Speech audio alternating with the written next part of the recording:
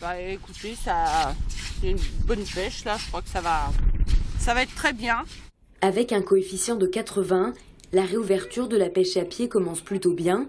Il y a 18 mois, le comité des pêches, en lien avec l'Ifremer, réalise un semis expérimental dans une zone de la petite mer de Gavre. 20 tonnes de coques, des naissins venus de Basse-Vilaine sont semés. En 2016, les pêcheurs professionnels semblent convaincus. Ah, c'est un bon choix. Il faut essayer. On a le mérite d'essayer au moins. Ça peut foirer comme ça peut fonctionner. Là, ça a l'air de fonctionner. Le produit est très beau. Et ce qui est génial avec ce produit, c'est qu'il pousse extrêmement vite. 1 an et demi plus tard, le réensemencement fait toujours parler. Dominique Levouédec, maire de Gavre, s'est toujours farouchement opposé à ce projet. Selon lui, le taux de mortalité des naissins est de 80%.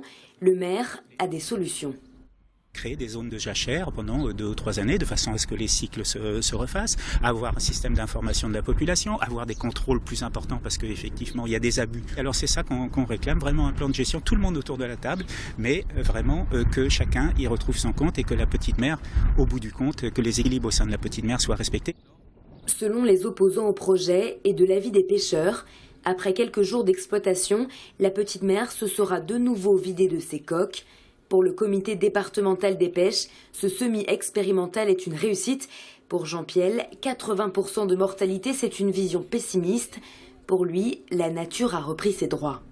Il fallait agir puisqu'on avait quand même de nombreux pêcheurs qui étaient dans une situation précaire sur le plan financier. Sur un plan scientifique, 60% de mortalité, c'est un bon chiffre.